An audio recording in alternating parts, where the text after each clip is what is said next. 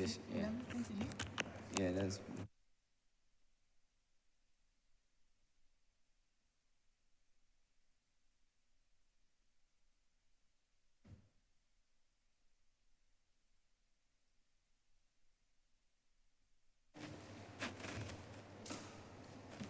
The sitting is resumed.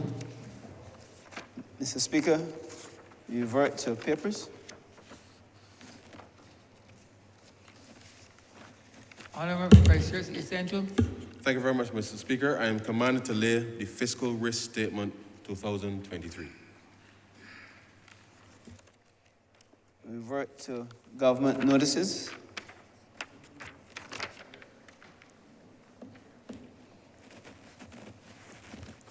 Honourable Member for St. James Central.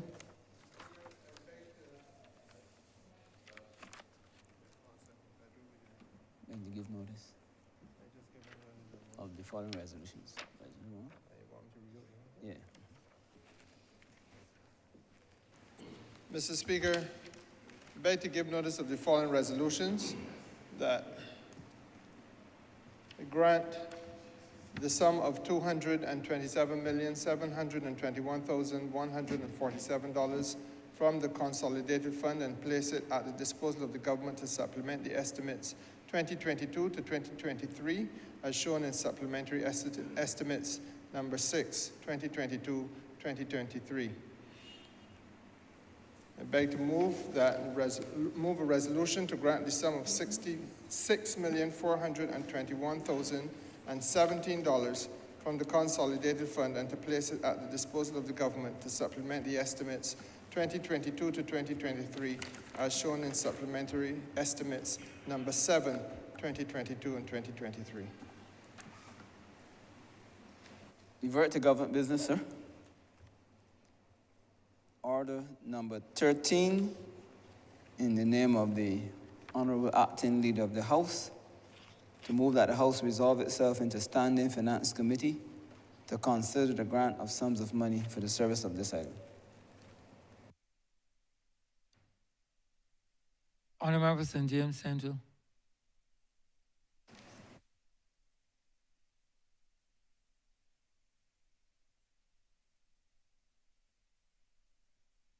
Mr. Speaker, I beg to move that Your Honour do not leave the chair and the House resolve itself into Standing Finance Committee. The question is that the Speaker do not leave the chair and the House resolve itself into Standing Finance Committee. All those honourable members in favour, please say aye. All those honourable members against, please say no. Meeting, the ayes have it.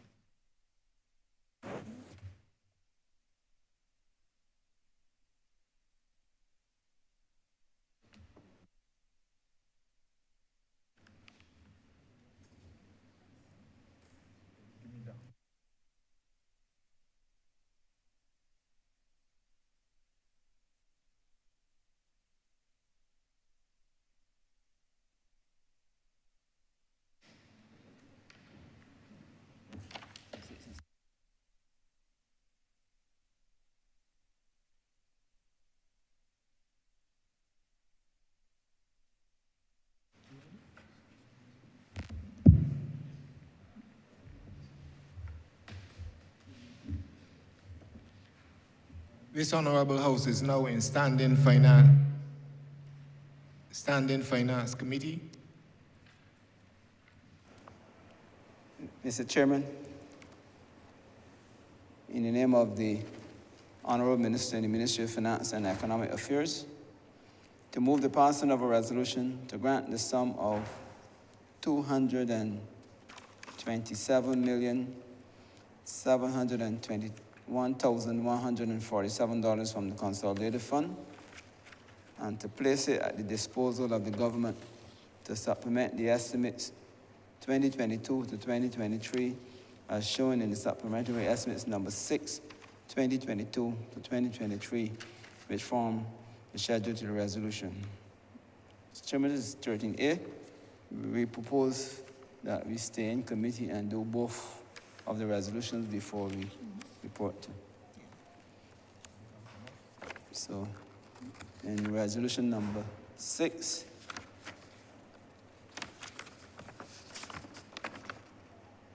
head 13, Prime Minister's office in the amount of $99,081,539.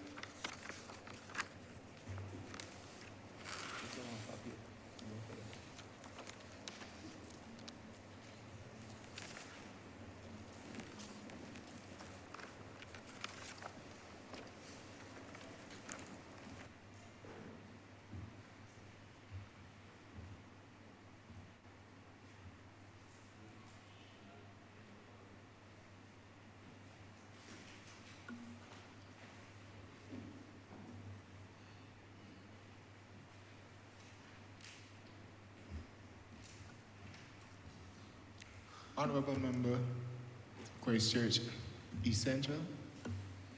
Thank you very much, Mr. Chairman. The sums of monies being requested cover quite a range of activities within the office of the Prime Minister. First of all, sir, the 3.6 million is being requested to provide some supervisory training across the whole of government, sir, as we seek to not just implement the commitment for results, but to reorient the entire process of government to focus on achieving what is now referred to, sir, as the mission economy, and therefore public sector reform as we know it, sir, is going to be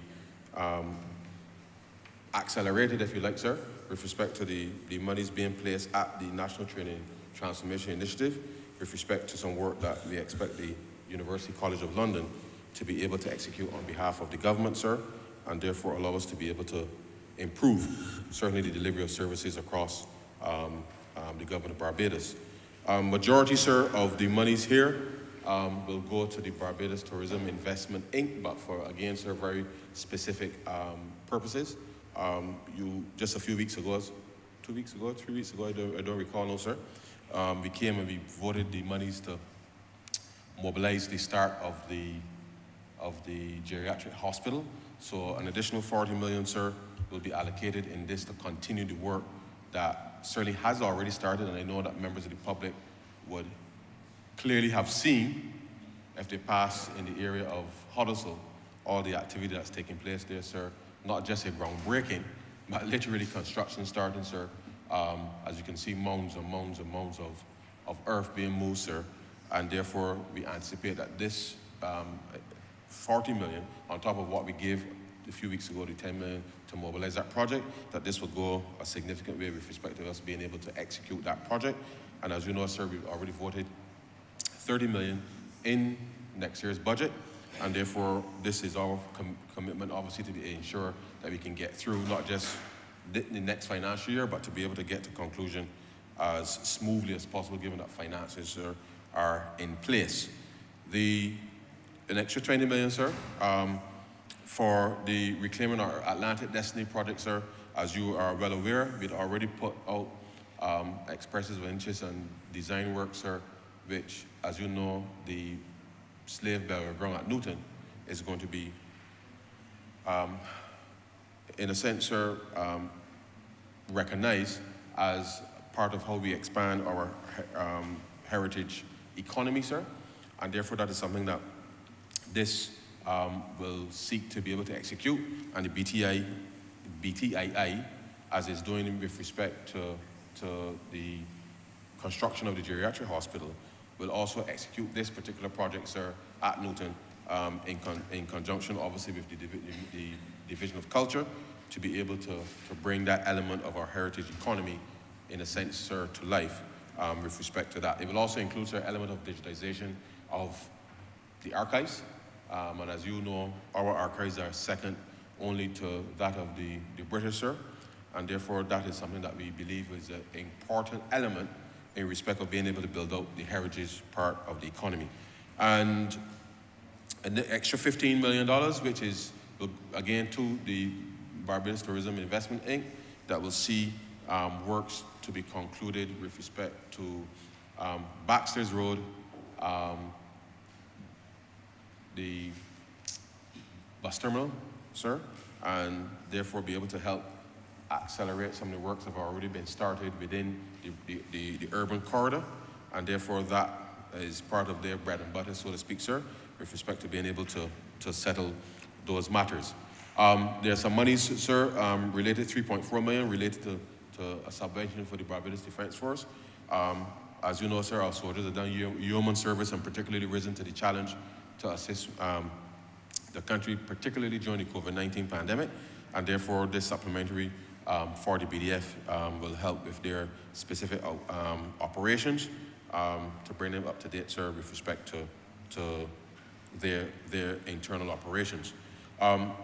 At both rural development and urban development, sir, again, to continue work with respect to pit toilet eradication and the like, you will see, sir, allocated there, 4 million to rural development and 6 million, sir, to urban development with respect to those projects, again, to be able to help accelerate and eliminate that issue, which has been too long outstanding with respect to the country. 5 million, sir, with respect to Invest Barbados, and as you know, sir, Invest Barbados continues to work to promote Barbados globally, and therefore this subvention will help this in advance of next financial year to be able to complete that. And lastly, sir, 2 million for the National Cultural Foundation, sir. You would recall in the budget, the Prime Minister spoke to the establishment of a national strings program, sir, and therefore part of this is to be able to drive that program with respect to its implementation. And therefore, with those very few words, sir, I beg to move that head 13 stand part. The question is that head 13 stand part. All honorable members in favor, say aye. Honorable members against, say no. You think the ayes have it?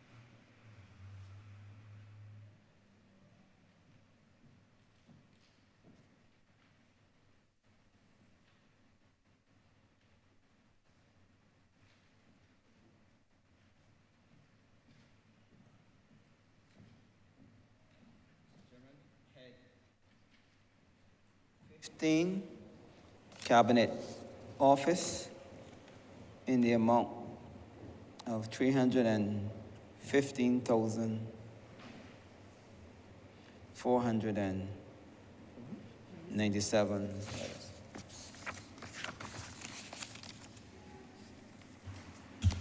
Honorable member for Christchurch East Central. Yes, Mr. Chairman. This relatively small amount of money, sir, relates to some work that the EBC is undertaking with respect to the digital ID project, sir. And you would recall a few weeks ago we came to acquire additional cards, and I know that the members of the public have been calling for for the cards to be issued. We acquired those additional cards, and therefore this is just to tidy up a little bit of the financing in relation to that matter, sir. And therefore we anticipate that we should be in a position, obviously, to have that rolled out as soon as possible. And so with those very few words, sir, I'd like to move to head 15 stand part.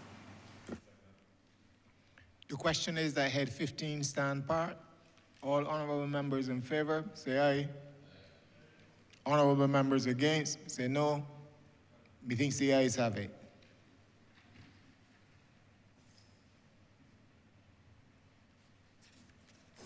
Head 27, Ministry of Tourism and International Transport in the amount of $10,893,963. Honourable Member for Christchurch East Central. Yes, Mr. Speaker. A few key things here, sir. As you are aware, sir, this Parliament passed the bill to establish the Civil Aviation Authority in December, if I'm not mistaken, sir. But always prepared to be corrected. And therefore, as you know, sir, this has been an area that has been long outstanding with respect to bringing, if you like, sir, regularity with respect to how we monitor and maintain our airspace. And so 2.5 million, sir, is to be able to facilitate the purchase of equipment for the Civil Aviation Authority as requested here, sir. Equally, sir, as you would be aware, we are in the process and still continue the process of improving or seeking to improve, I should say, the quality of the product, if you like, sir, with respect to the Grantley Adams International Airport and seeking to expand a lift into the country. And therefore, the sum of monies here with respect to, and there will be an amendment, sir, just to the resolution for the record, given that sub-program 760, really the monies voted here is in relation to the consulting and advisory services as it relates to the establishment of a pre-clearance facility at the airport. And this will allow us to be able to do the work that is required, obviously, to meet those specific standards. Barbadians will be aware that if you fly into the Bahamas, you clear customs in the US and you exit as if it's a domestic flight. The intent is to look at what is required for us to be able to meet those standards in order to have something similar happen here in Barbados. And therefore, these monies will actually be lodged at the Grantley Adams International Airport as opposed to general management as it is here, but we will correct that in the resolution. And so that 1.7 million is to be able to get those consulting services complete. In the second sub-program, sir, as you know, the Prime Minister announced the solution with respect to the LIAC in the budget, the LIAC workers, and the settlement in relation to their severance when the pandemic hit. So that 4 million approximately, sir, is to be able to settle those numbers as the Prime Minister articulated in the budget.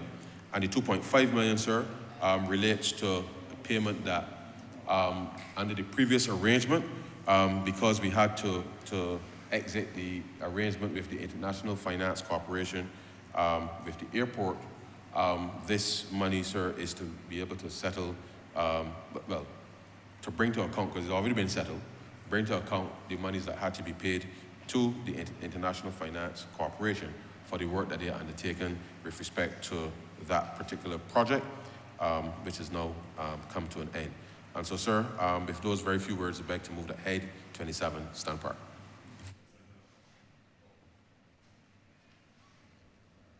Honourable Member for St. James Central.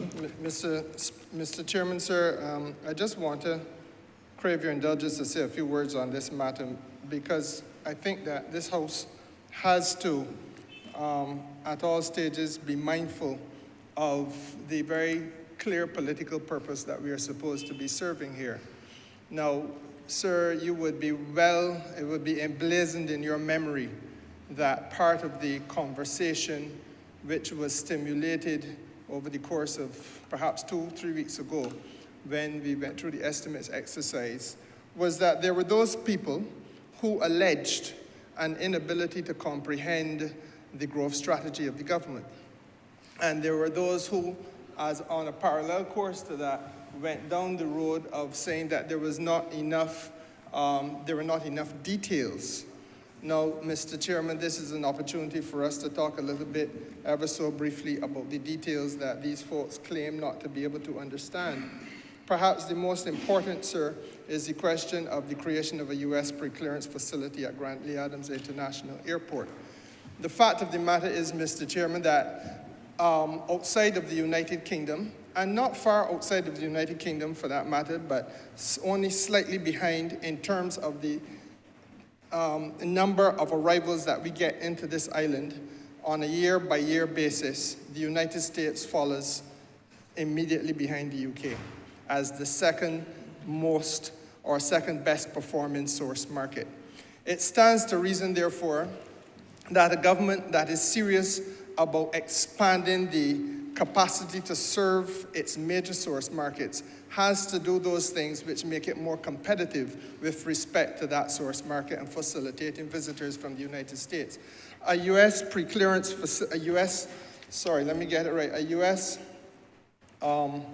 pre-clearance facility at Grantley Adams International Airport is essentially a facility which will allow for a person visiting the United States of America from Barbados to do all those things in Barbados by way of customs immigration clearance before you actually arrive in the United States of America. The honourable member used the example of the Bahamas. I am not sure how many Barbadians have actually experienced the facility in the Bahamas. There are a few others scattered around the world, but suffice to say, sir, that this is a major step. It is not to be found, is not to be replicated anywhere in the southern part of the Eastern Caribbean. I think not outside of obviously the American interests in the Eastern Caribbean. And therefore, Mr. Chairman, it puts Barbados in a very strong position competitively. It also serves a very useful purpose, Mr. Chairman, because with the greater degree of ease that we can serve to facilitate American visitors, therefore it allows for us to be in a strategic position to attract more American carriers. And with more American carriers and more American visitors, therefore, sir, we now put ourselves in a position where we can negotiate at long last for there to be more direct flights to more capital cities across the United States of America. This, of course, serves to assist those of us who are interested in growth, as they say they are, to have a better understanding of the ability to reach parts of the United States that we need to reach for the purposes not just of tourism, but also trade and industry. So that, for example, we have to find a way of unlocking the western seaboard of the United States of America. It is there that California is to be found. California is the world's 6th largest economy. It is in our interest, Mr. Chairman, not just to source tourists from there, but it is in our interest to get our rum on the shelves in California. It is our interest, Mr. Chairman, to get a wide variety of Barbadian products on the shelves of California. And there has to be the building of that bridge. So that, sir, this is but one example of the details which follow upon the growth strategy that has been outlined. Very briefly, Mr. Chairman, I want to take the opportunity also to speak to the question of the International Finance Corporation, because as we know, the International Finance Corporation was advising this government with respect to what is the best word that I can use, modernization of Grantley Adams International Airport, which effectively means that we wanted to bring that airport into what a 21st century airport should look like, complete with all of the modern facilities, including a walk-through mall, Mr. Chairman, so that local commerce and local commercial activity can find a presence in Grantley Adams International Airport. When I say local commercial activity, I'm talking about the ordinary people who have businesses in Bridgetown. People, sir, who look like you and who look like me and not who carry an international brand name only. And Mr. Chairman, sir, we have found that the opportunities that were being offered, or the proposals being offered by IFC, attractive though they were in terms of redesigning the airport for further capacity, greater numbers in the arrival hall, greater numbers in the departure hall, etc., could be outdone by other persons who have expressed similar interest in working with us and who have a similar capacity. And so therefore, Mr. Chairman, we have not tied our hands. COVID obviously brought some restrictions in terms of the numbers, and therefore there was a level of perhaps reduced ambition on the part of those people who felt that Barbados might not be able to recover as fast as we have in fact proven that we can recover. And there were others, on the other hand, who felt that, you know what, we would like to work with Barbados, and they've come forward, they've had their discussions with us, and that is what puts us in a position today, sir, where we can now begin to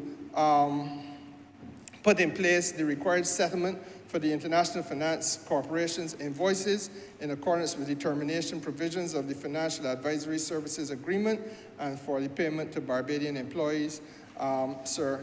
Well, that LIAT part is a separate and distinct part.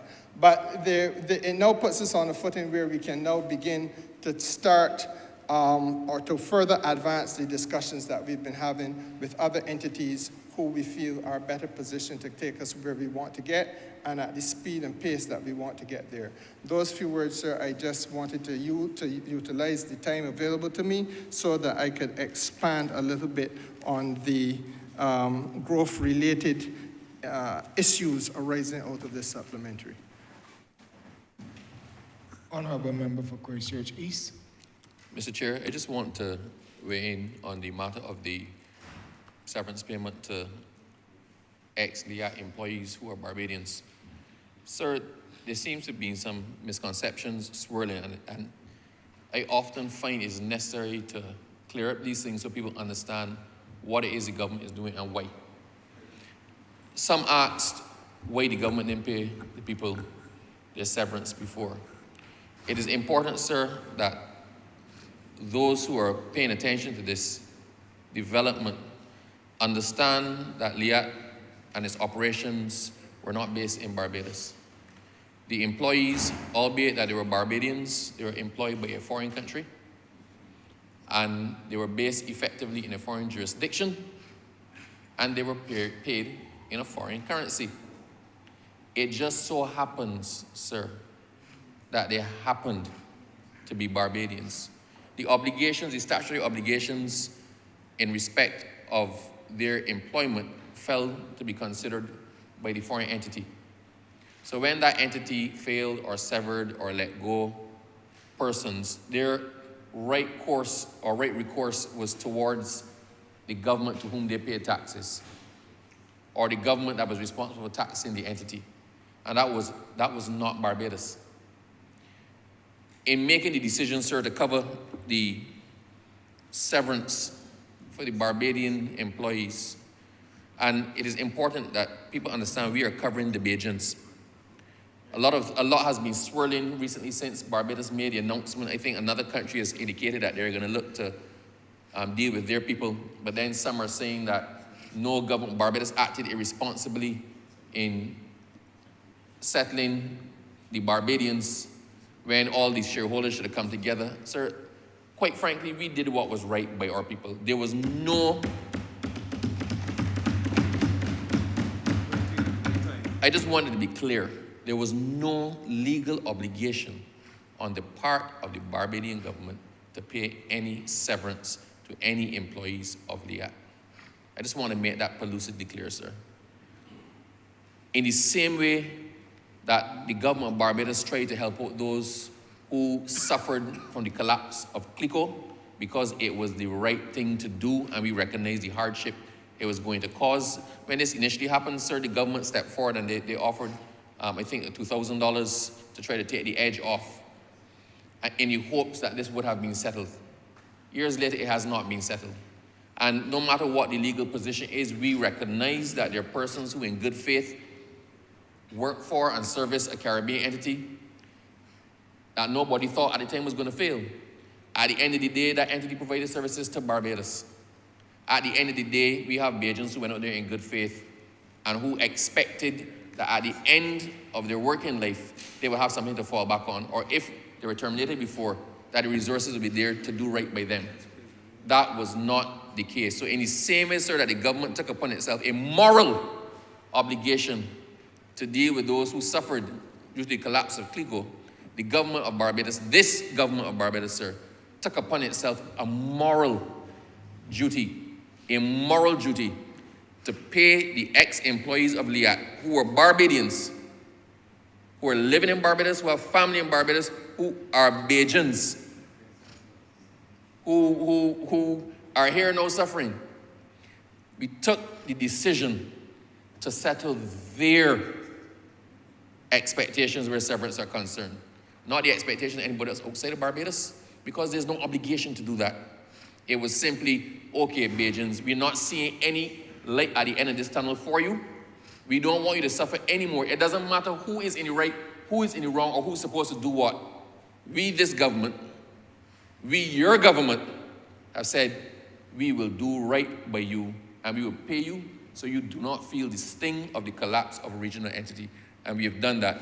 The other thing I want to clear up, sir, I've seen it swirling out there that the Prime Minister said she's going to pay everybody $75,000, and then those over $75,000 who are due over $75,000 get the rest in bonds. I just want to clear that up. The government has undertaken to pay the severance up to $75,000. So if your severance is $50,000, you get the $50,000. If it is $64,000, you get the $64,000. If it is $75,000, you get $75,000. If it is $80,000, you get the $75,000 in cash and $5,000 in bonds. So I just want to make that clear. It is not that the government undertook to pay everybody a minimum of $75,000. It is up, your severance entitlement up to $75,000. Whatever it is up to $75,000 will be paid in cash. Anything over that, you will get the $75,000 in cash and the rest in bonds. I just want to one more time say, sir, for all who keep pointing fingers at this government, for all who keep saying this government has not done anything for poor people, to all who said that this budget does not apply or did nothing for Bajans, for all of those in the midst of the difficulty that we came through, in the midst of the hole we were climbing ourselves out of since 2018, in the midst of being in an IMF program, in the midst of being in a BERT program, among all the things that the government found to do and found the wiggle room and the financial, to quote a word, sir, from my good friend from Christchurch East Central, the fiscal space to do it. We found the fiscal space to do what was right by the ex-employees of LIAC and to pay them their severance, not because we were obliged to do it, sir, but because it was the right thing to do. So I happily support, in particular, this part of this supplementary to enable us to do right by our people and clear off the severance entitlement, sir, and make life a little bit easier for those who lost their jobs.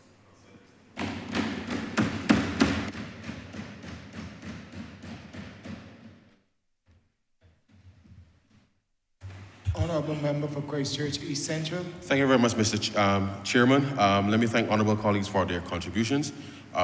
Just suffice it to say, sir, that the government really is about implementation, and therefore I believe that our track record was, and I take the honourable member for St. James Central very clearly, that whilst we are doing what we are doing, we must at all times seek to clarify and communicate what we are doing so that it is not lost or forgotten to any member of the public. So I thank him for raising that, and I promise to do a little better, sir, going forward. But with those very few words, I beg to move that head 27 stand part. The question is that head 27 stand part. All honourable members in favour, say aye. Honourable members against, say no. We think the ayes have it.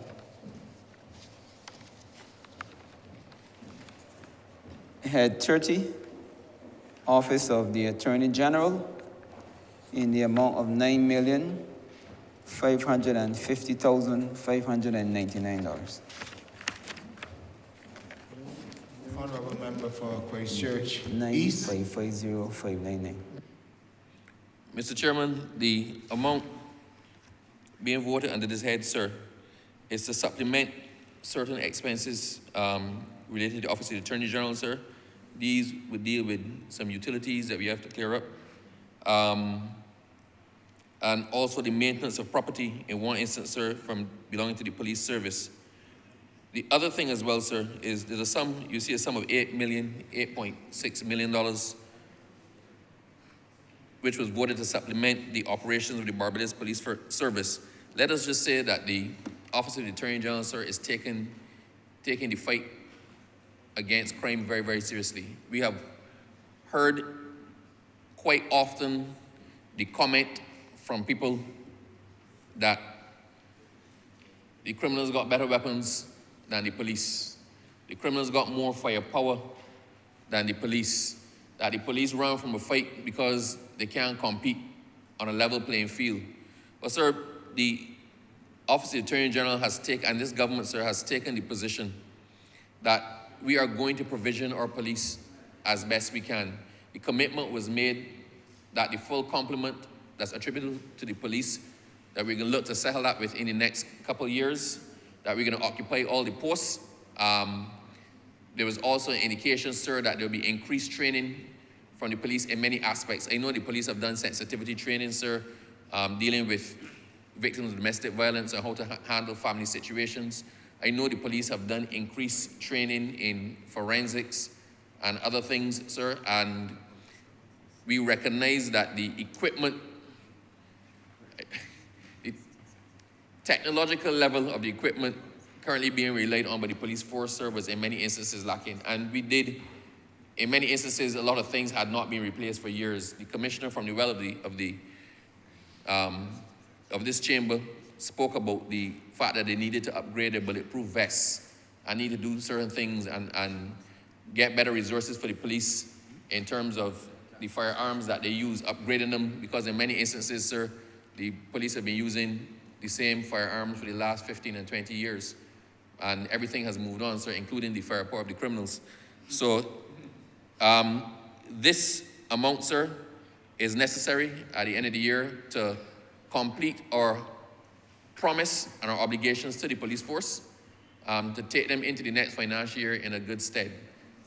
And on the basis of that, sir, I am asking that Head 30 stand par. The question is that Head 30 stand par. All honorable members in favor, say aye. Aye. Honorable members against, say no. Methinks the ayes have it.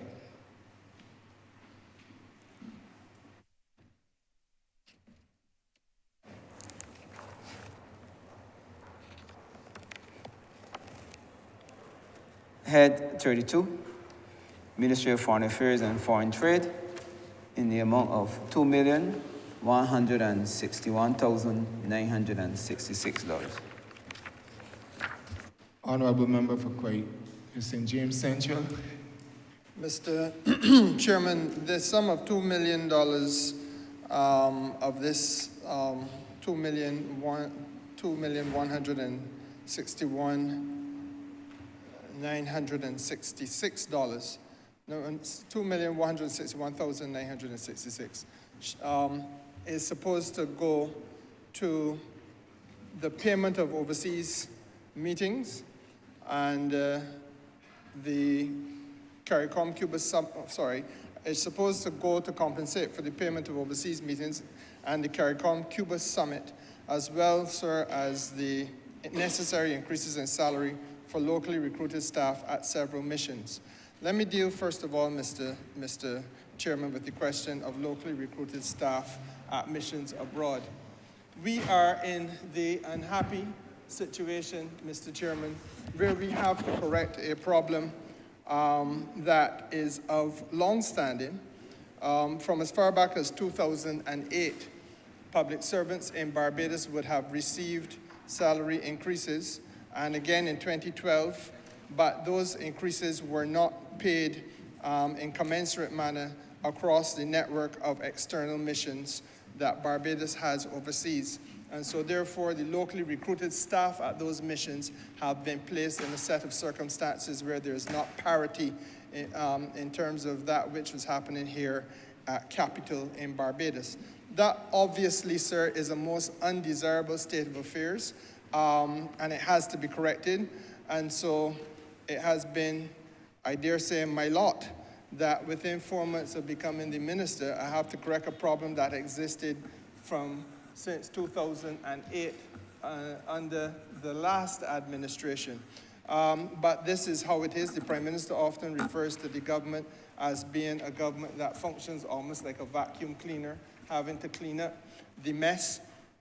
And this sum of $2 million goes towards solving that problem.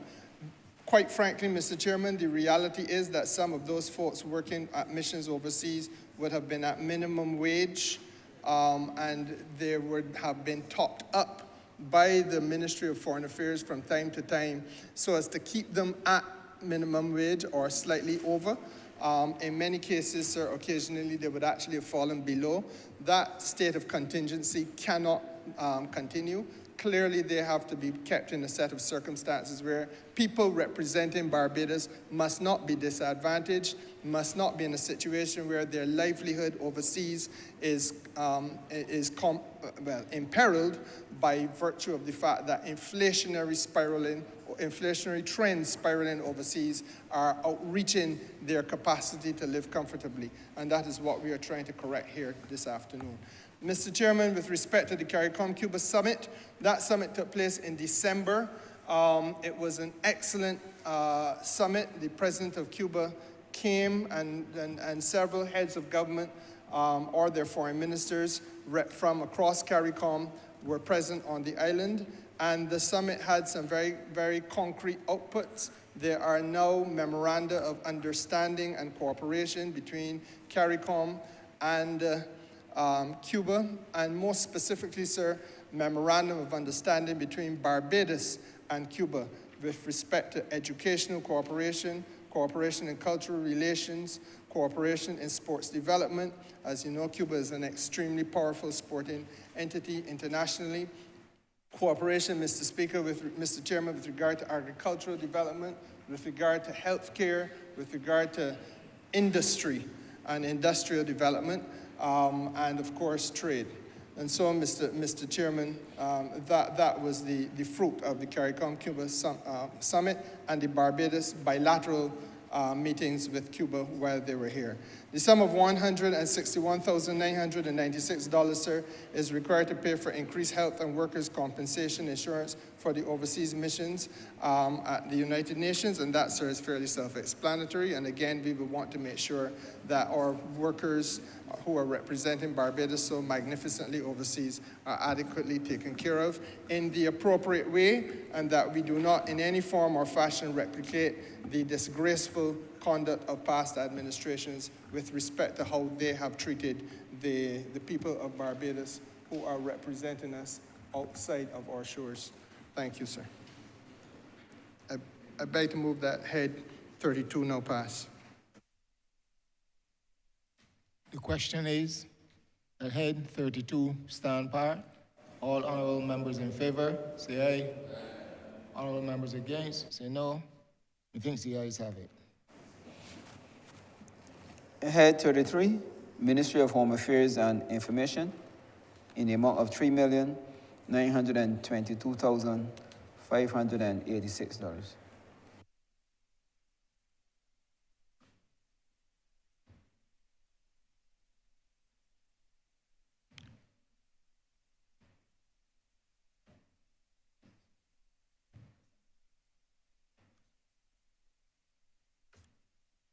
Just a moment.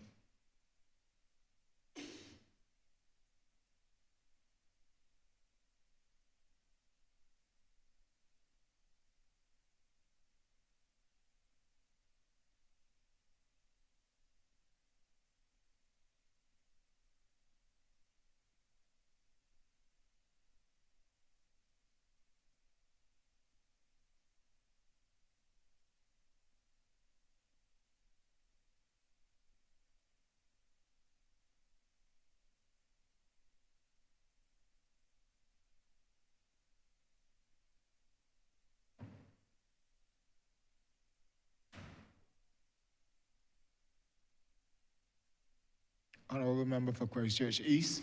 Mr. Chairman, first, I'm going to ask that the amount be amended to 6.922586. $6,922,586, sir. $6,922,586. So 6,922,586.00. Another 3 million. Mr. Chairman, we all know what this is for. We came for a supplementary last month in order to meet the salaries at CBC because it is no secret, sir, that CBC is in dire difficulties. It's been unable systemically to meet its commitments to the employees. It's been unable to meet its commitments in a timely manner in respect of its suppliers, the trade payables. There's always a threat that this station is going to get cut off or that we've run up because we owe X to whatever network. We are trying to clean up all of that. It's been highly publicized that the board and the management of CBC came to an agreement with the Barbados Workers Union to honor increments, certain increments due to the staff. So included in this amount is the amount to bring those increments, I believe, up to date. As I said, we came last month and we had a supplementary, and that was to meet the salaries for the month of February. It was expected at that time that we would have dealt with March as well, but for some reason that was not done. So what we have here today, the amount, quite simply, is to meet the trade payables for CBC, is to meet the increments that have been agreed to be paid, and is to meet the salary obligations for the month of March. So that's what makes it that figure, and is nothing more mysterious than that, sir. We're trying, as I said, the government is trying to do right by all of its employees and all of the persons that fall under it, and CBC is one of those SOEs that has been, I don't want to say inefficient, sir. The model of CBC is such that it cannot possibly sustain itself on that model. And I think that's out there, that's in common knowledge. And while we've been looking at all of the SOEs, CBC is one of the ones that has had to lean on government almost monthly to meet its commitments. So this amount is to bring us up to date with our commitments up to the end of this year and to satisfy the obligations and promises, sir, that we made to the union and to the employees. And on that, sir, I do beg that head 33 as amended stand par. The question is that head 33 as amended stand part. All honorable members in favor, say aye. Honorable members against, say no. Methinks the ayes have it. Head 34, Ministry of Finance, Economic Affairs and Investment, in the amount of $61,115,848. Honorable member for Christchurch East Central. Thank you so very much, Mr. Chairman. The monies being requested here, sir, are for, well, all monies requested are for good reasons, but in particular, sir, this resolution represents what we believe, sir, is, in spite of the last 3 years where we've been experiencing COVID, sir, we still have been able to reach some level of consensus with the workers and their representatives.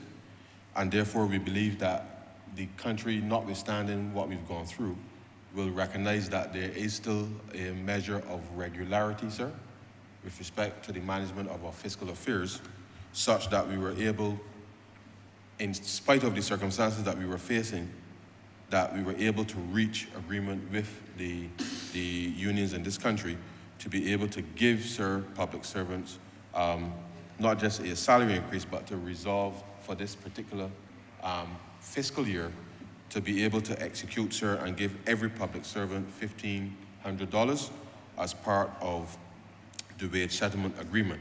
And therefore, under sub-program, sir, 012, you will notice that there is some $59 million, sir, allocated right across a range of payments to be able to, for both central government as well as state-owned enterprises, to be able to deliver, sir, that $1,500 per public officer.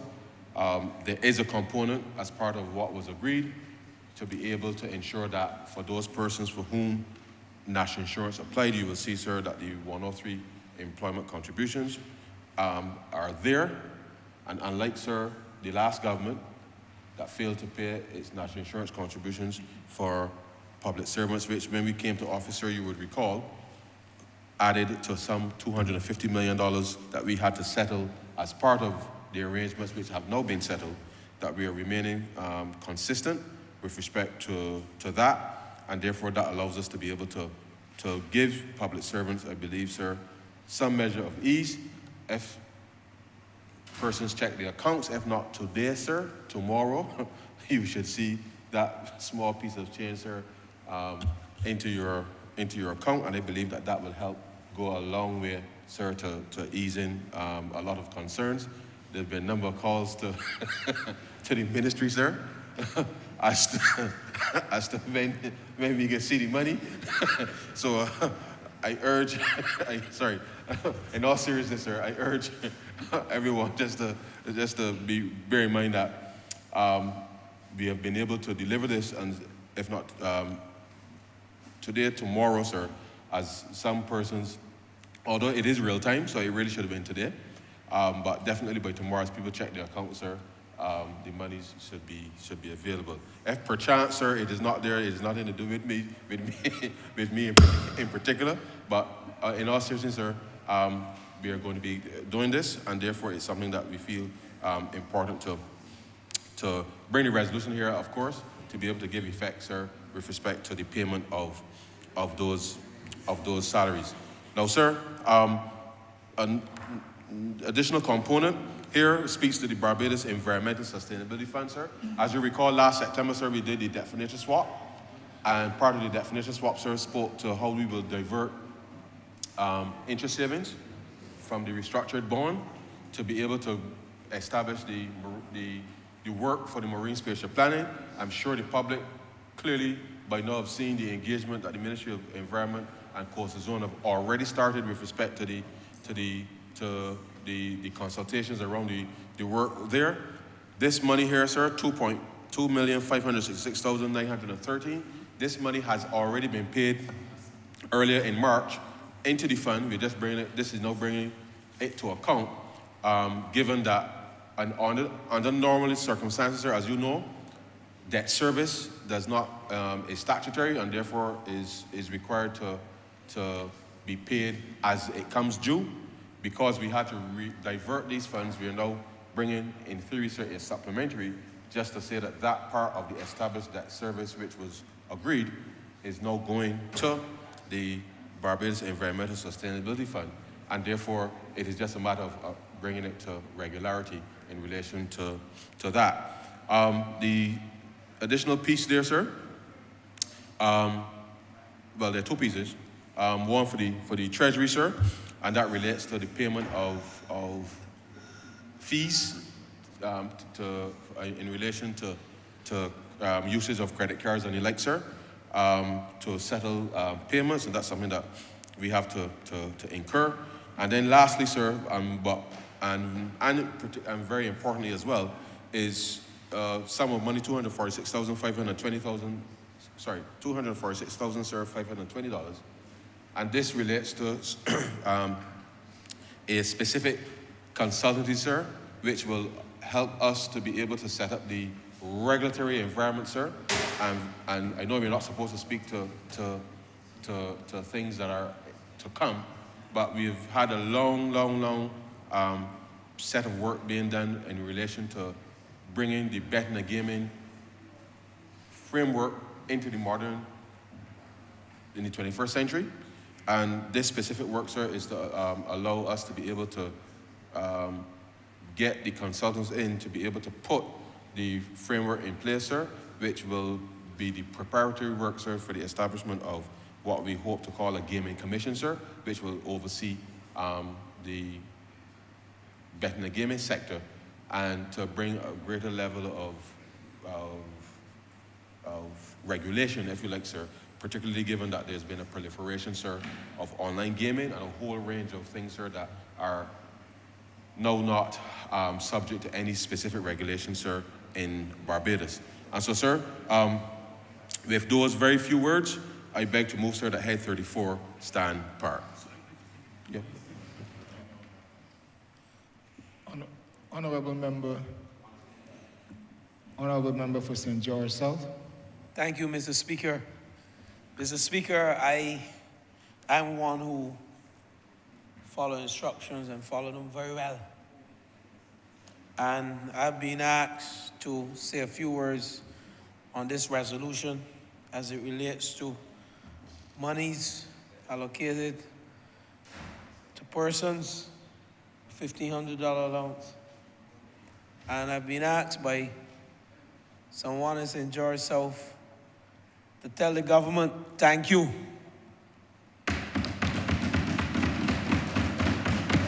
I follow instructions very well. And if I can do that on behalf of someone in St. George South, I'm doing this on behalf of the good people of this country, because they represent the masses. Their voices represent the masses in this country. And, Mr. Speaker, you know, we keep hearing the naysayers criticizing this government for this payment, this allowance of $1,500. We need to remember where we came from as a government, the challenges we've had over the years. During COVID, what this country, what we have managed to weather the storm through. COVID, the ash, the freak storm. Indeed, there were some dark days and some dark clouds over the heads of the ordinary man in this country. And this $1,500, indeed, $1,500,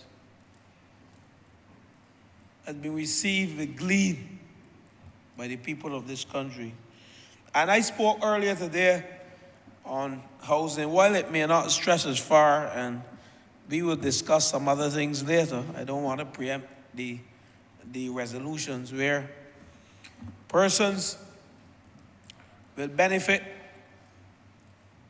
from good negotiation strategies between government and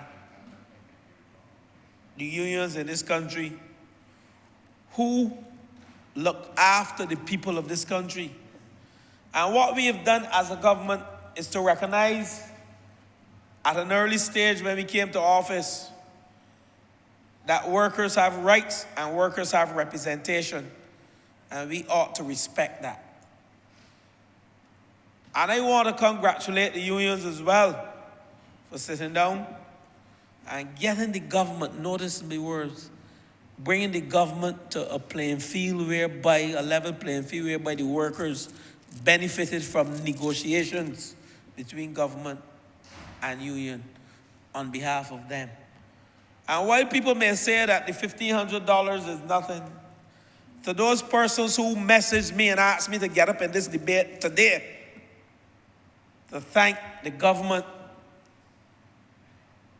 for this allowance, it will go a long way in putting bread and food and computers and whatever on the tables of people. I assessed the cost of a computer recently, and technology, as we innovate, the cost of computers are going down and down, the cost of tablets, thanks to the minister there, who is making sure that we stay abreast.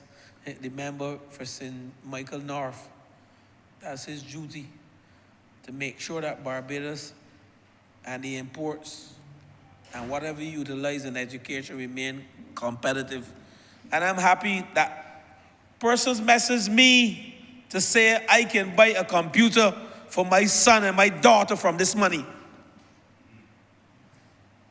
They can do other things with it. That's what came to my phone. And they asked me to speak on the normal circumstances. I was sitting here quiet, and people may think I'm a dummy.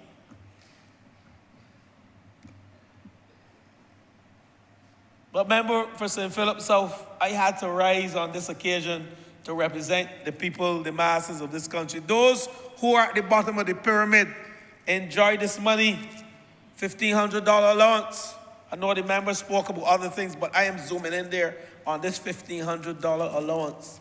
This allowance has gone a long way in assisting families in this country. And that is what matters in this country. How you can impact the average man and the average woman member for the city. We can talk about all of the policies and enunciate the growth in this country, but you have to impact the people where it counts in their households when they go to the supermarket, when they're educating their children, what matters, the computers, the technology, how they can afford them. And we have gone through a lot in this country, but this government is still being able to support those at the bottom of the pyramid. And I stand here in support not only of the government, the trade unions, the workers, the families, and you know what is interesting? We have announced over the last 3 weeks that the ASH workers will go home. Not just go home, we give them the opportunity to learn a skill through the National Gateway Program. To learn a skill so they can even take their businesses abroad, so they can utilize their services not only in Barbados, but abroad. And persons came, those naysayers, got into the public domain and criticized this government. These are workers that came on to work to deal with the ash from volcano. These are workers who came on to clean up with Barbados over a month or 2 months. And how long do we have kept them on, member for Christchurch? See, so long? 2 years, member for Christchurch Essential. How long we have kept on these workers? 2 years? So we have not only kept on the workers, but while these workers are going out to the institutions under the National Gateway Program to learn a skill, we are saying to you that as a result of the end of March, you will receive $1,500 in your pay pack. These are the ASH workers we are talking about. So we have employed a holistic approach of ensuring that every single worker that provides a service to government receive this $1,500. And I stand here as a proud Barbadian, as a member of parliament, representing that wonderful constituency of St. George South, to say to the people that we, the government, we continue to look after your interests. We continue to look at some of the issues and some of the challenges that you face in an economy that is recovering from several shocks,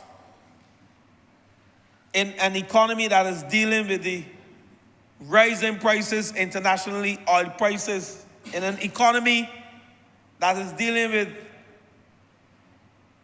a threat of war, Russia and Ukraine,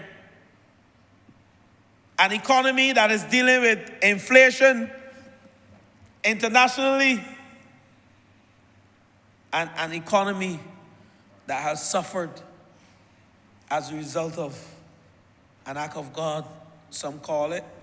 I question that because, you know, the COVID, the hurricane, and we are still able to achieve growth as a government.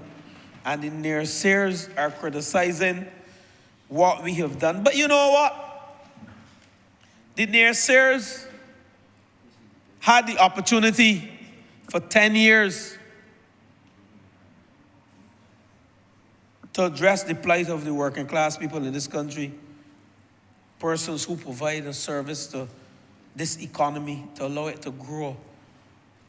And they did nothing, diddly squat, as we will say in the country. Member for St. Philip South, diddly squat. They did nothing. But we would hear the cries of a government, people criticizing this government, the naysayers, sorry, because the majority of the public, they're happy with what we have done with this $1,500.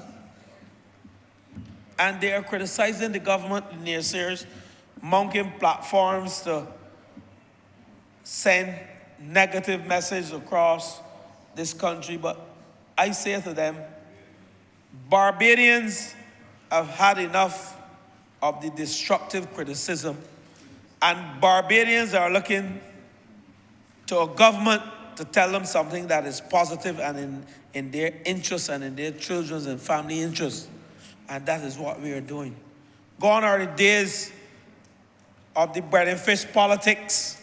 We have placed the bread and fish politics behind us as a country, and we are treating with what matters. The critical issues of the day. Making sure that families live in this country and people are able to send their children to school. People are able to pay the bills, the electric bill, the phone bills. People are able to treat with all of these challenges in a way that will allow us as a government and as a country to punch above our weight again. So, Mr. Speaker, Mr. Chairman, I just wanted to weigh in here on this resolution, and again to thank the government on the Head 34 for providing an outlet. That's what they call it, an outlet. For the persons at the base of the pyramid, the working class people in this country, to indeed to make Barbados the best place to live, work, do business, and indeed, as I often say, a place of good vibes. And with those words, Mr. Speaker, I'm obliged.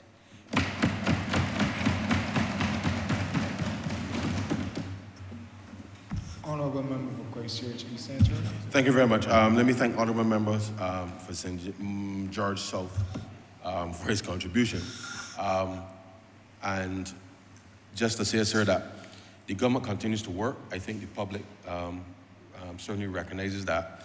And whilst most of this particular act here relates to the work in terms of the work we've done in negotiating with the unions and with the members of the public service and the representatives, it really is, as I said earlier, reflects what we believe, sir, is a resumption of normality. Because there was a time where every 3 years, under previous Barbados Labour Party government, sir, there was a settlement, one way or the other, usually amicably so.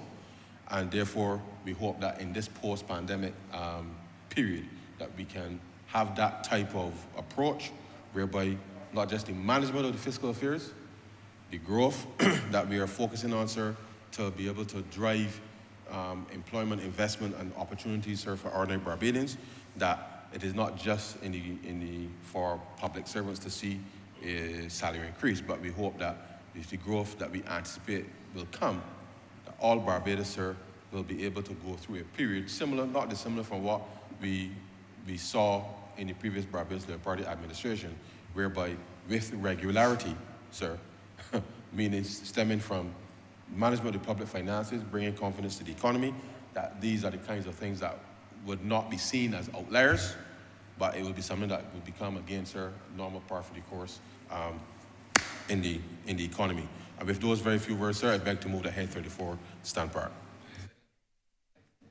The question is that Head 34 stand part.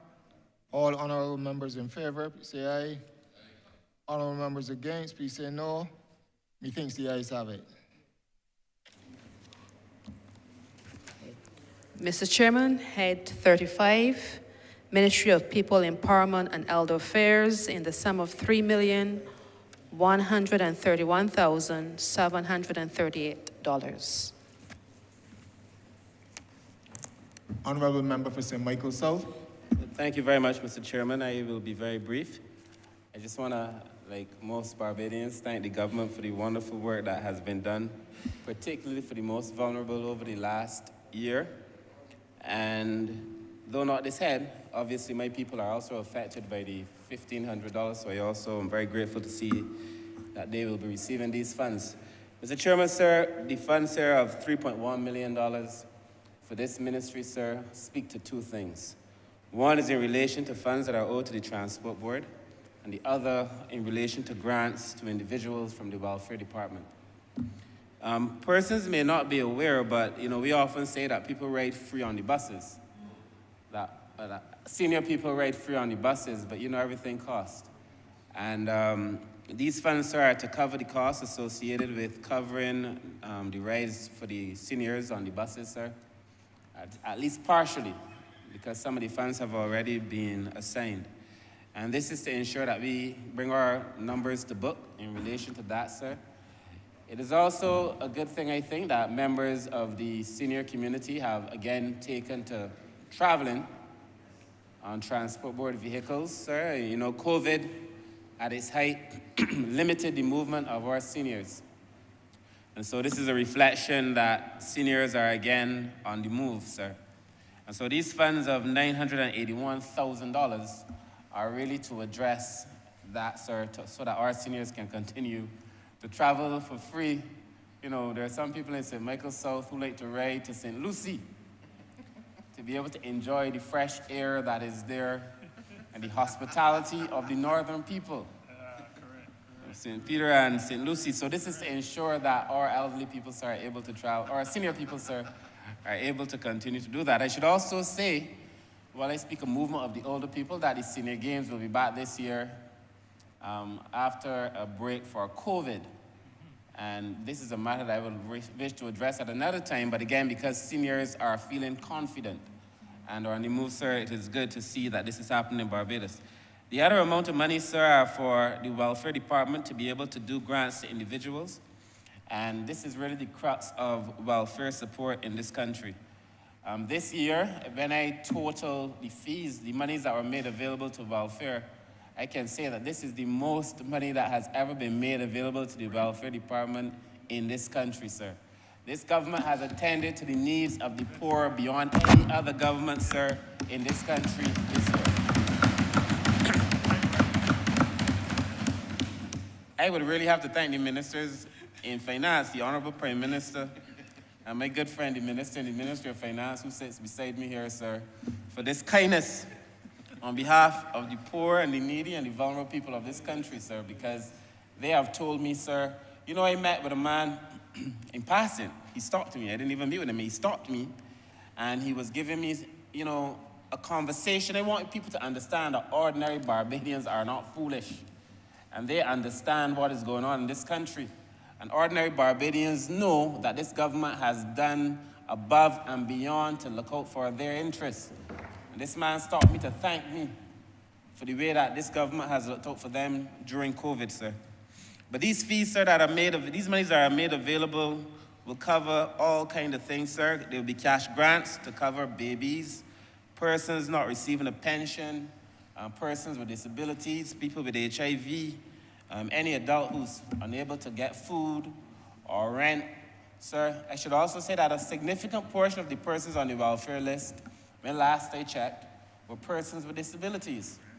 And a significant portion of persons on the welfare list were people who were above 60. So the welfare department is doing what it's supposed to do to be able to deal with the persons who are most vulnerable, sir. And these funds go directly, sir, to being able to continue to build the social capital of this country, either by allowing our older people to continue to ride on the buses or by putting money into the hands of the people who need it the most, sir, in this country. And with these few words, sir, I ask that Head 35 stand part. Bed to second that, sir. The question. Yeah, I won. I thought you. Honourable member for Perhaps ought not to have seconded. I want to speak, sir, but I didn't know it had been seconded already. Beg your pardon. Honourable member for St. James Central. Mr. Chairman, I want to be very brief on this matter, but I do feel that, again, this is an opportunity for us to elaborate on the excellent growth strategy articulated by the Honourable Prime Minister during the presentation of the budget 2 weeks ago. This ministry that is attracting this attention of the House right now, sir, this Ministry of Elder Affairs and People Empowerment, sir, is also the ministry that has to carry responsibility for this country's geriatric hospital facility. Indirectly. Obviously, it falls under the ambit of the Ministry of Health, but those who occupy it are the elderly in this country. And it is important for us to recognize, sir, as a government, that while those who speak relatively idly out there about the growth strategy and say they don't understand the detail, that they fail, sir, to understand the investment that this government is making with respect to the need to spur growth and spur employment via the creation of a new geriatric hospital facility in Barbados, the soil of which has already been turned, Mr. Chairman, and the commitment again in these estimates for the sum of $75 million provisioned here for the purpose of that construction. Again, Mr. Chairman, putting Barbadian people to work in circumstances where we make more hospitable and comfortable environment available for our elderly, whom we must respect and hold in high regard and treat appropriately, sir. And at the same time, Mr. Chairman, ensuring that there is, as I said, that spurt towards employment in this country. Above and beyond that, Mr. Chairman, I know that this ministry has been doing tremendous work in associating itself with the government's pit toilet program, pit toilet eradication program. And again, sir, there are those who turned a blind eye to the fact that once again, this government has committed the sum of about $6 million towards Urban Development Commission's replacement of pit toilets in Barbados. And again, Mr. Chairman, it is all too easy for those who live in comfortable circumstances, removed from the realities facing the people that we represent, removed, Mr. Chairman, from the painful reality of what is taking place on the ground. Those people, sir, who have been described as being so wedded to things foreign that they do not understand the challenges of things local and people local. And Mr. Chairman, it is for that very good reason that, again, this particular minister must be recognized for the work that he is doing. I say in all seriousness, Mr. Chairman, that the minister who just spoke perhaps has been somewhat quietly understated in the way in which he has delivered himself with respect to the wonderful work that the Ministry of People Empowerment and Elder Affairs is in fact doing. Mr. Chairman, this money is about providing food and providing rent, payment of utilities. In your constituency, Mr. Chairman, there are elderly people who are requiring the assistance of the government to ensure that the utilities that they have to treat to on a day-by-day basis, whether it's water or light, are covered. That is the work of this ministry. There are those people, Mr. Chairman, who have been supported by this ministry who were dispossessed of proper housing as a result of Tropical Storm Elsa.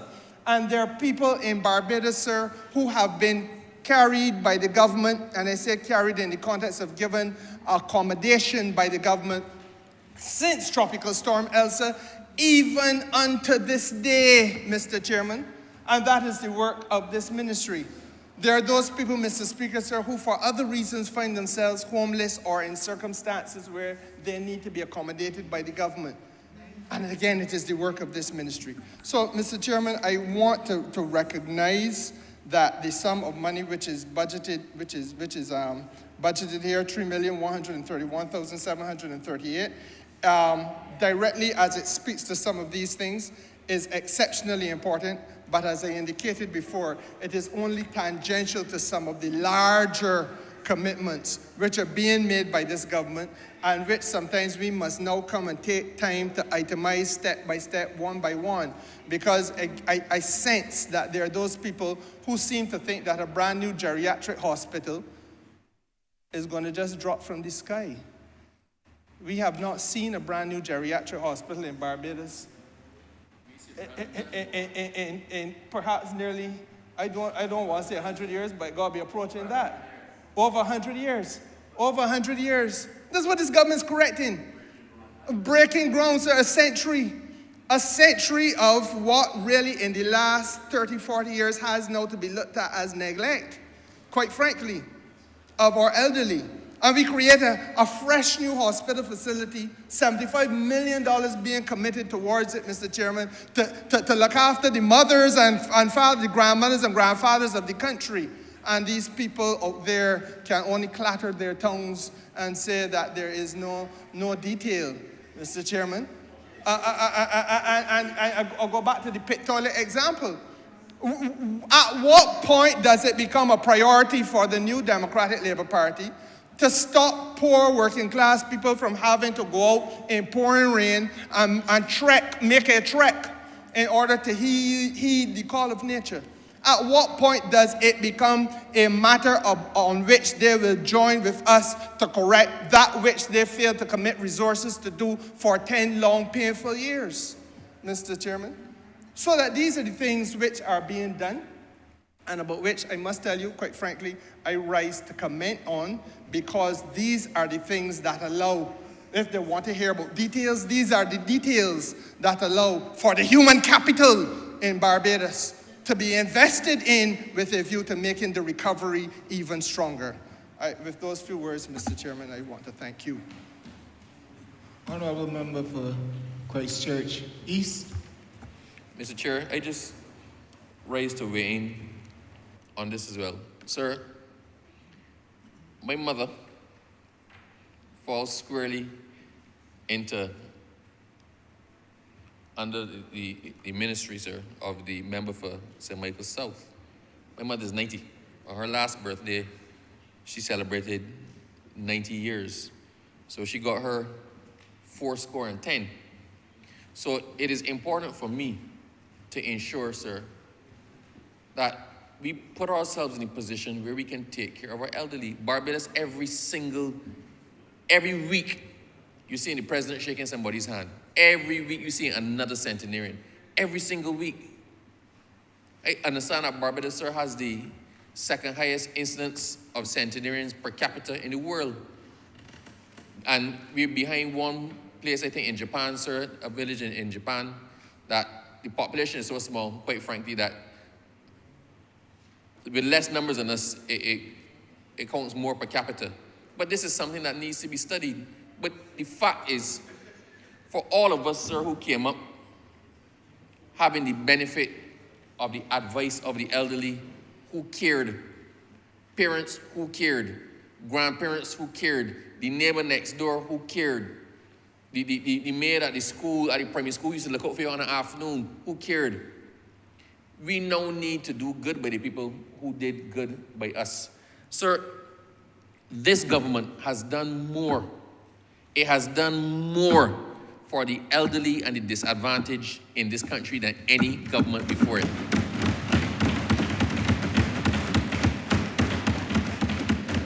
We accept that everybody can get in the government facilities. Everybody can get in geriatric hospital or the district hospitals. So what did we do? We instituted an elder care program, sir, that saw persons from districts being trained to go and take care of the elderly. They're going to read to them, they're going to do their hair, they're going to tidy up a little bit around the house, they're going to provide them with company. And that program has worked well. It has worked well. Sir, we have ensured, the last government saw fit to cut everything that could be cut. From the time they cut what was one of their signature things, the free education, from the time they cut that, we knew that they were lost, sir. We are ensuring by this supplementary that we can cover the transport board to continue the free rides for pensioners on the buses, that the rent and utilities can be paid. Now, understand, sir, there was a vote for the last year, 2022 to 2023. That money, sir, has been exhausted. I think the Honourable Member came back for more money that has been exhausted. Because with what has been happening in Barbados, sir, following Elsa, when the country shut down, people ran into debt. People ran into debt. People's water bills went up. They couldn't pay it, but they had to use the water. The electricity bills skyrocketed. They couldn't pay them, but they had to use electricity. And I thank those utilities, sir, that held strain on disconnecting people during the most difficult times. But the bottom line is they didn't disconnect you, but the bills still are there. They're accumulated and they need to be paid. And the Ministry of People Empowerment and Elder Care, sir, has stepped forward and covered a lot of these. A lot of these. They have more people asking for assistance with rent than they've ever had before. They have more people asking for assistance with bills than they've ever had before. We know that people have been leaning on welfare in a way that they never had before. It is our obligation, sir, to find the resources to step up and meet those genuine concerns. Where people cannot possibly do it by themselves, that's where that ministry steps in. So although they got a chunk of money in the last estimates, although they got other money this year, so it is necessary now to top up. And we are going to top up to make sure that we do not cut the services which the elderly and the disadvantaged have come to rely on during perhaps the most difficult period in our life. Right? Sir, the Honourable Member for St. James Central had previously spoken, 2 minutes ago, had previously spoken about the pit toilets. So the pit toilets are those, where you find a pit toilet, you find somebody who is disadvantaged. You find somebody who is financially disadvantaged. They could not afford to put themselves in a position like the rest of Barbados. And we must not forget that a government is to govern for all. It is governed for the top, it's governed for the bottom. We must not forget the plight of our citizens. And I want to compliment the Honourable Member, Sir, for St. Michael South. He has made that ministry his own. The Honourable Member for St. Thomas had the ministry before, but he has made this ministry his own now, sir. And I'm glad he came back for more money to continue the programs. I'm glad he came back for more money to ensure that the rents for the persons with disadvantage can be paid. And I wish we could do more. And I look forward to him doing more, sir, in the next financial year. But I just had to weigh in to say I entirely support this request for additional funds to meet the commitments to the end of this financial year. Honourable Member for St. Michael South. Mr. Speaker, sir, I just raised to thank the members who spoke on this head, sir. It is clear that when it comes to matters pertaining to persons who are in need, the most vulnerable in Barbados and the elderly, that it affects the hearts of all the other members, sir. And I thank them for their support. I thank them for the work. You know, the truth is that we would be best serving the nation's most vulnerable if we continue to take a whole country approach and a whole government approach. And by that I mean that the more we get the economy going, the more people we get working, the more jobs we are able to create and so on, the better it is going to be for the persons who are most vulnerable. I only wish to say, sir, as I close, that while a number of the government programs, these contract programs, were ended because they were meant to be temporary COVID programs, as originally was the case with the elder care program. You remember at the time when we started elder care, it was that persons who are older, because they need, I mean, this program is so brilliant, right? It is that people who are older need to have social interaction. As you get older, you spend a lot more time by yourself. Older people would go out, they go to the park, they would take a bus ride, as they said. But we found it necessary to put people in place to be able to support older people during COVID. And one of the unintended benefits of this program, in my opinion, in fact, I think we all agree now, is that by putting this program in place, we've actually kept people out of the need to go to the QEH hospital or the geriatric hospital or one of these other hospitals, one of the other parish hospitals. Because it has become very clear to us that by being able to give people a level of interaction and being able to talk to somebody, it has meant that when they had a need, for example, if they needed to get medicine, they had somebody to talk to. If it is that they were becoming depressed by being alone, they had somebody to talk to, sir.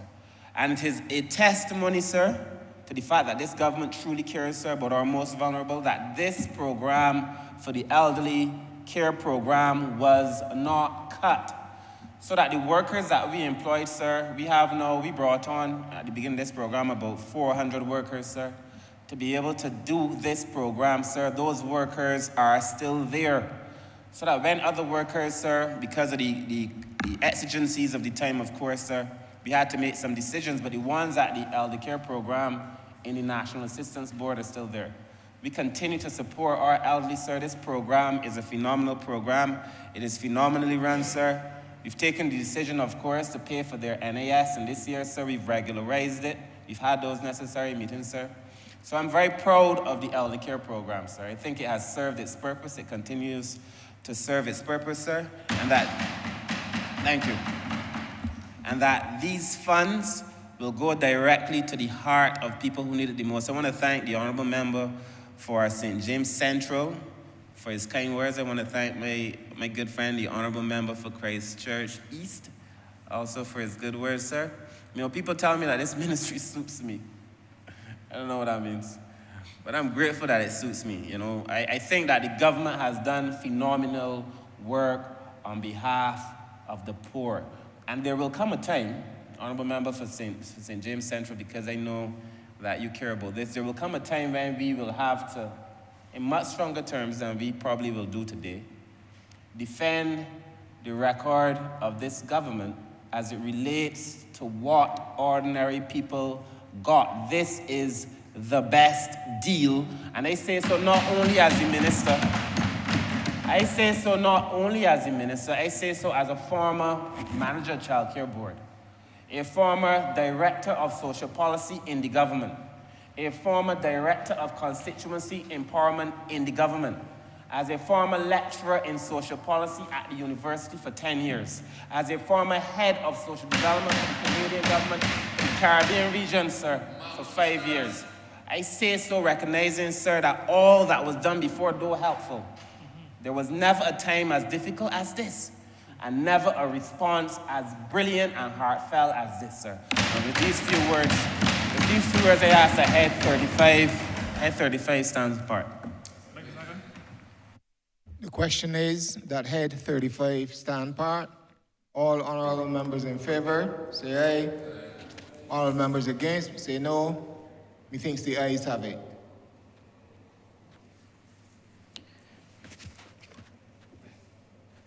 Mr. Chairman, Head 81, Ministry of Transport, Works and Water Resources, in the sum of $15,965,617. Honourable Member for Christchurch East Central. Thank you very much, Chair. So on the resolution, you will notice, sir, that under the provision of traffic and street lighting, there is an amount here with respect to the settling the bills with the Barbados Light and Power for the street lighting across the length and breadth of Barbados. Sorry. Ordinarily, so as you will see, sir, 3 million was voted as the norm. We've gone through quite a bit of auditing, if you like, sir, with respect to with the government electrical department, on the one hand, light and power, sir, and therefore these monies are to settle, obviously, the bills in relation to street lighting, $8.4 million. As it relates to the transport board, sir, 17 million is being voted to be able to allow them to settle their payables and everything by the end of the March of 31st of this year, which is obviously on Friday, and therefore the $17 million here, sir, is to give support to the transport board to be able to settle those matters. There is 2 million here, sir, and a few weeks ago we came to Parliament and we voted some money, sir, for the ministry to be able to purchase some equipment to deal with the small roads initiative that the ministry is expected to roll out. They've been able to procure a few of the items that are on the island, and therefore what we will do, sir, and I think those sums reach 1.6 million, and therefore the 2 million here, sir, what we're going to do is freeze that similar amount on the ministry's vote, because clearly the assets are not on island, and therefore, rather than have the money lapse, we'll vote 2 million here for UCAL, to be placed at UCAL, to be able to procure those items on behalf of the government. We enter into MOU with them to be able to use the equipment, sir, and to be able to repair the equipment to ensure that that small roads program, sir, can get up and running.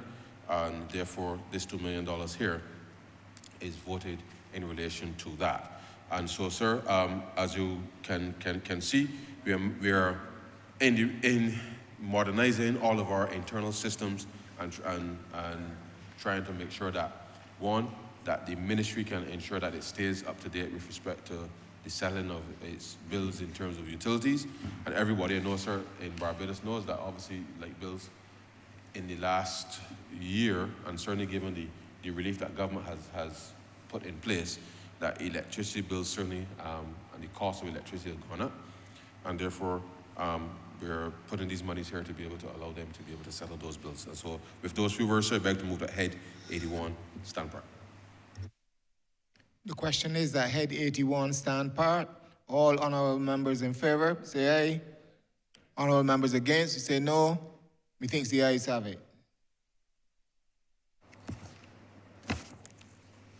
Mr. Chairman, head 83 in the sum of $9,376,000. Honorable member for St. Philip South. Thank you, Mr. Chairman. I shan't delay the House too long on this. Mr. Chairman, I wish, first of all, to thank the Ministry of Finance for supporting us again at the Ministry of Agriculture, Food and Nutrition Security, so that we can carry out our programs to make sure that we achieve our food security objectives and indeed our nutrition objectives as well. Mr. Chairman, sir, this $9,376,000 is broken down, where we are, first of all, meeting our deadline in terms of the SOE transformation program to bring closure to the Barbados Agricultural Credit Trust, which is a very small entity under the Ministry of Agriculture. This entity is responsible for the collection of outstanding funds owed by the high indebted plantations, or the HIPs. And we have done the work to make sure that we can bring, by the end of March, this operation to closure. Not complete closure, but certainly to the point where we are able to satisfy all the requirements, including meeting with the unions to notify them, even though the members of the staff aren't union members. We respected our relationship with the social partnership and thought it necessary to bring the unions up to date with what is taking place. Mr. Chairman, therefore, the $3 million here is going towards the start of the process for the winding up of the Barbados Agricultural Credit Trust. And the next phase of that then will be for us to deal with how we continue to collect the outstanding funds that are owed by the high indebted plantations, or the HIPs as we refer to them. Mr. Speaker, there's also $1 million that will go to the Barbados Agriculture Management Company for the management of a cowage project that we are doing. You do recognize that in Barbados, several schools have been inconvenienced by cowage. People, residents as well, because we are at a stage now in our existence where people want to own land, but they don't want the responsibility of cleaning the land that they own. And that, sir, is a dilemma that we find ourselves in. But given the caring government that we are, we thought it best that we would address this problem. And therefore, we have committed $1 million to a project that I certainly would execute with my ministry and the Ministry of the Environment and National Beautification. Since private land or residential land are not really the responsibility of the Ministry of Agriculture, but given the fact that cowage has become a nuisance to almost everyone who has it growing near them, we took the lead in making sure that we address the issue. And in any event, whenever there's cowage, you either get a call to my ministry or to the Barbados Agriculture Management Company asking for assistance. So we took the lead on that, and we are assuring Barbadians that we would address this problem with cowage and bring some relief to them. And then there's another $1 million, which makes up this $2 million going to the BAMC, which is going to the NECART program. The NECART program is a program we started about 2 years ago to address issues of soil erosion, planting cuscus grass around Barbados, and providing employment for many Barbadians as well. And we are seeking to continue that program because we must continue to work to make sure that we protect our soils. We must avoid soil runoff into the roads and indeed into the ocean, particularly knowing that agriculture attracts a fair amount of pesticides as well. And that program has been designed specifically to make sure that we can retain the water on the lands and let it go back into the aquifer. This also is coupled with the cleaning of wells, where we keep wells on all government plantations clean so that we can get our aquifer recharge program going. And then, Mr. Speaker, there's a $4,376,000, which is also going to the BAMC for the 2023 sugar harvest. Annually, the government pays this money so that the farmers can get their payments on time and that they can continue to practice good husbandry and continue to give us increased production in sugarcane, sugar at the factory, and molasses for the rum industry. And therefore, this $4,376,000 is payment towards the start of this 2023 sugar crop so that we can have the crop continue and we can meet our targets, sir, this year. We are closer to our targets than we were before. And I must say to you that the old man at Portville, that factory is performing far better than it has ever performed before. Because of the work that we put in replacing the boiler tubes, sir, the factory is grinding faster than it can receive canes. So on 2 occasions, we had to stop grinding because the canes weren't coming fast enough. This is the first time in our existence that a factory can outgrind the delivery of canes, and I'm pleased to note that Portville factory now is producing almost 500 tons more sugar than it was doing previously, simply because of the improvements. So, Mr. Speaker, I think this is money well spent. I wish, Mr. Chairman, sir, and we are exporting, yes, Honourable Member, we are exporting more sugar than we have in the past, where our sugar is in Walmart as well.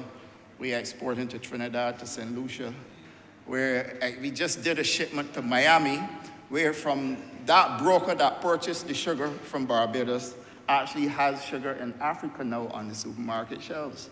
So Barbados sugar is everywhere and is packaged so that you can see in the branding that is Barbados sugar.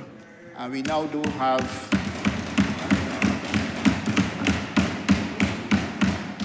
a plant set up at Lears that is also taking sugar from Portville factory and packaging for various supermarkets, as well as packaging for export to the United Kingdom and to the USA. So, Mr. Chairman, I think we have done pretty well to bring Barbados to the point where we can actually package and sell sugar rather than send it to one person in the UK in bulk. We used to export sugar. We produce sugar at close to $2,000 a ton, and we're exporting it at $800 a ton. You can imagine the amount of money we're losing. And when I came to the ministry, the first thing I said is this foolishness must stop, because that's all I understand it to be, that you're producing sugar at $2,000 a ton and selling it for $800. To my mind, you were better off closing the place. So when I said this foolishness must stop, that is exactly what I meant.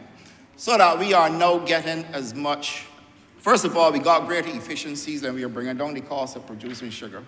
But we are getting as high as $1,500 and $1,800 a ton now for sugar, when we've been packaging sugar and selling it for direct consumption. So, Mr. Chairman, I believe that this really is a project that is going to lead to the transitioning of this industry. I have a lot more to tell the country about the transitioning of the sugar industry. But first of all, I want to make sure that I advise the Cabinet of Barbados. But equally, good things come to those who wait, and the public will be, those who work too. The public will be notified in due course about the transitioning of the sugar industry. I can say to all of you with absolute confidence that we are almost there in getting the privatization of the sugar industry going.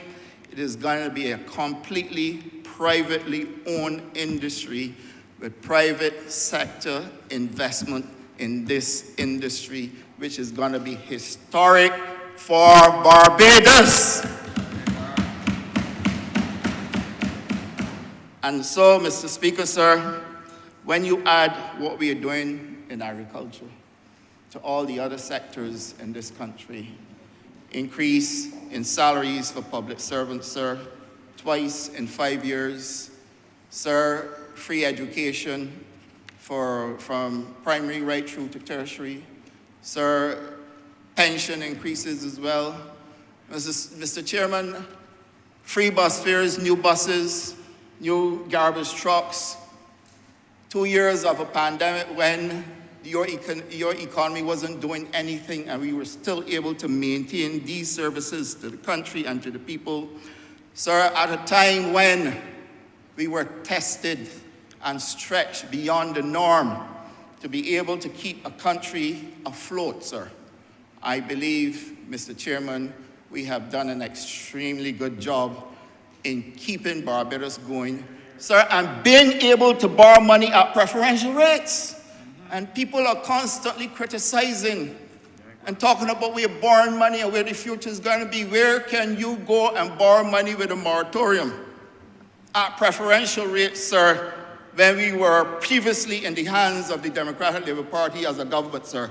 They floated a $500 million bond and could not get it taken up, sir, and the interest rate was very high. So that if people are running to us and willing to lend us money at preferential rates, what do you want us to do when we had 2 years of no economic activity and we were still able to maintain all of the services under this government, sir?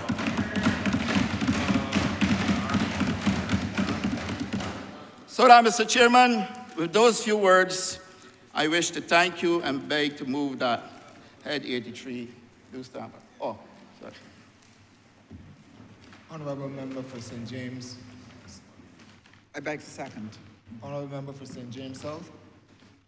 I want to express my excitement about what is happening in terms of agriculture in this country. I say this because it is important for us to understand that one of the things that must happen, and happen quickly, is that we must start to increase our earnings as an economy. And it means that all of the productive sectors have to fire on all of the cylinders.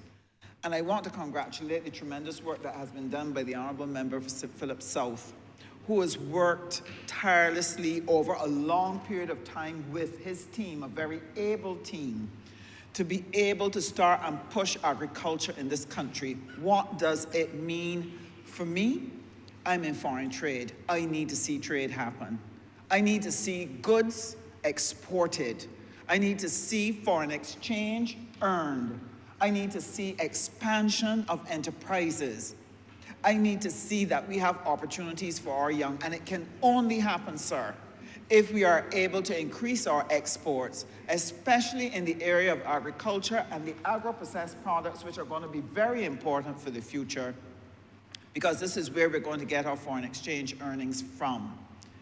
Sir, it's important that we have the type of quality products that can meet the standards that are necessary to enter a number of markets. We are feverishly working on our EPA to look at what it is we will need to do to improve our trade. That can only happen if the agricultural products and the agro-processed products that we produce in this country are able to meet the international standards that are required for entry into those markets. And the hard work, and I want to stand and congratulate the Honourable Member on the work done on the SPS, and that we'll be able to put in place all that is necessary in terms of the inspections, to be able to work with our producers to ensure that they meet those standards, so that when we export a Barbadian product, a Barbadian agricultural product, that it is world-class, world standard, and accepted across the globe. And that's why I'm so pleased in particular to hear that our sugar has been able to get into other markets, that we're now exporting a finished good, not just the raw material and getting next kin to nothing for it, but we're now packaging and branding our own sugar, increasing our earnings, and therefore putting Barbados on the map. I want to heartily congratulate the Honourable Member, and I want to congratulate his team.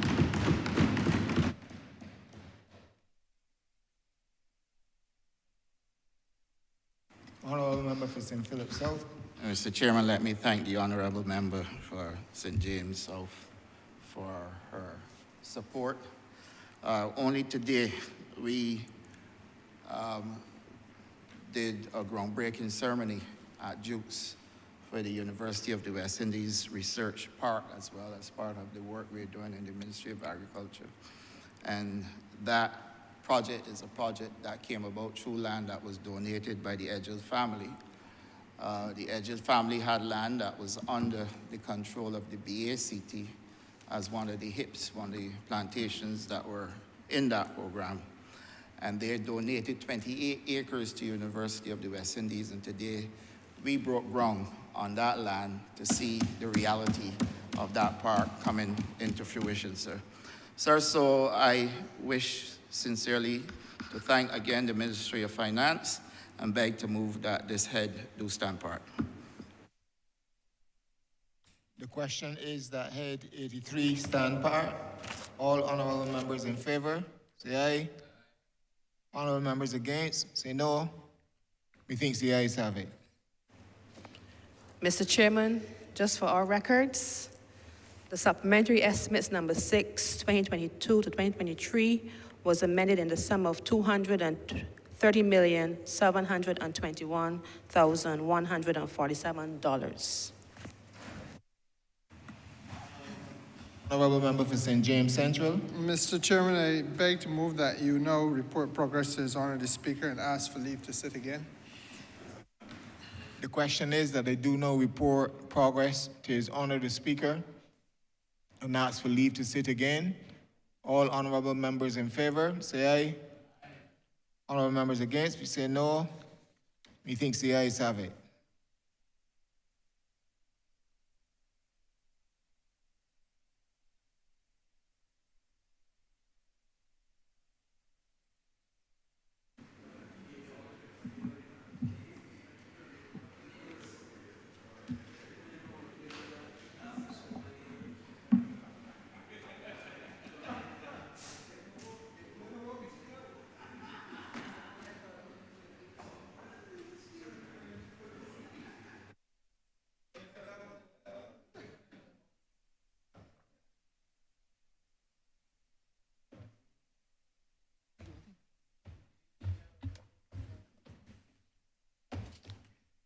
The chairman has reported progress and requests leave to sit again.